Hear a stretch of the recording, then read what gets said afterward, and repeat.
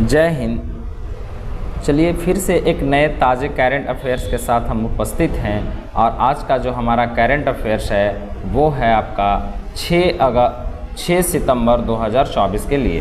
तो चलिए स्टार्ट करते हैं। हमारा जो पहला जो प्रश्न है वो है कि किस राज्य सरकार ने पुलिस बल में महिला को 33% आरक्षण देने की बात कही गई है। तो ये किस में कहा गया है? तो ये कहा गया है राजस्थान वाले में। राजस्थान सरकार ने महिला पुलिस में 33% आरक्षण देने की बात कही है।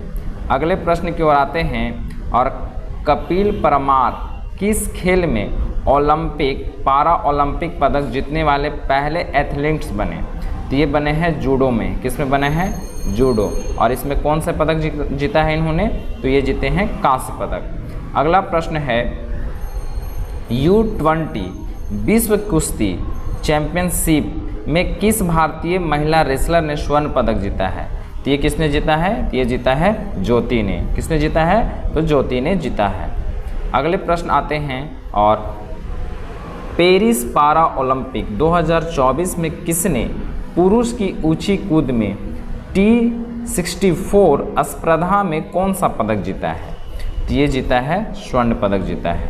किसने जीता है? तो स्वर्ण पदक जीता है इन्होंने। और हाल ही में फ्रांस के नए प्रधानमंत्री किसे नियुक्त किया गया है? तो ये किया गया है मिशेल बर्नियान को।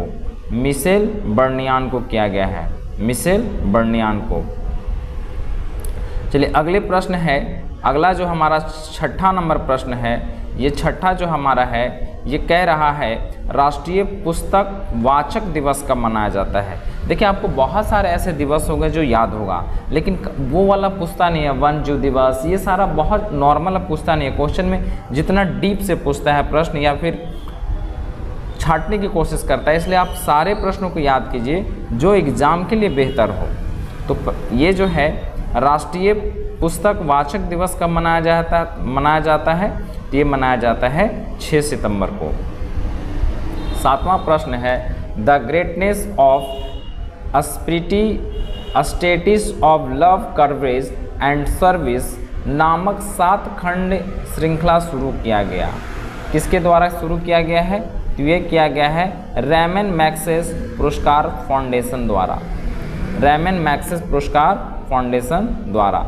भारत की पहली फैशन पूर्वानुमान पहल विजोया एंड एक्टिव की शुरुआत किसने किया है?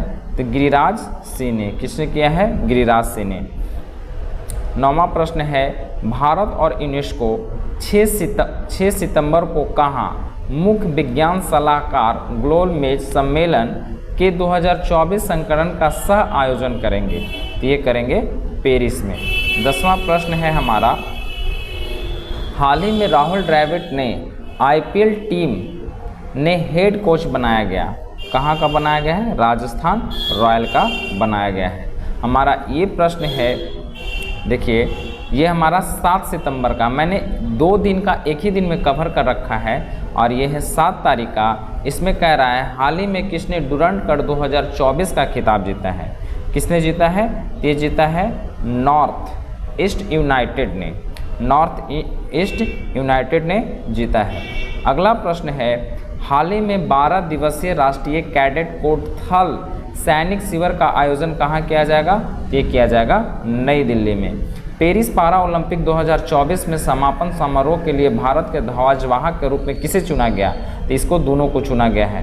प्रीति को चुना गया है और एक चुना गया है हरविंदर को। प्रीति और हरविंदर बताइएगा किस खेल में इन्होंने पदक जीता है।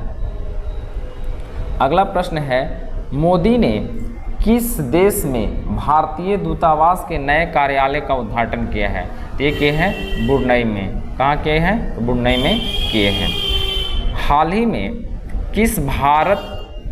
ही में सबसे भारत के ज़्यादा टैक्स देने वाला खिलाड़ी कौन है? तो ये हैं विराट कोहली। सबसे ज़्यादा अगर कोई टैक्स देते हैं भारत में वो खिलाड़ी के रूप में तो ये हैं विराट कोहली।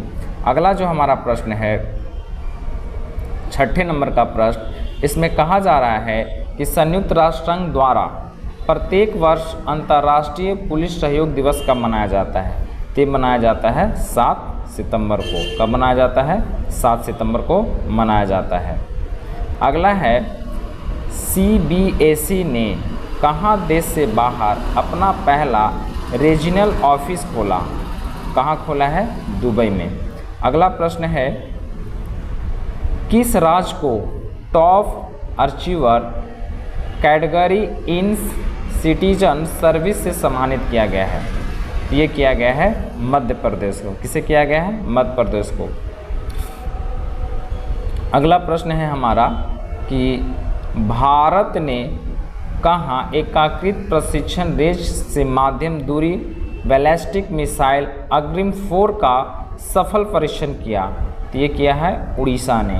उड़ीसा में किया गया है। मंत्री किजरापू राम मनोहर नायडू ने कितने अन्य हवाई अड्डे पर डिजी यात्रा सुविधा के उद्घाटन किया? तो किए हैं 8। तो ये थे हमारे करंट अफेयर्स 6 सितंबर और 7 सितंबर दोनों के लगातार एक ही साथ करंट अफेयर्स थे।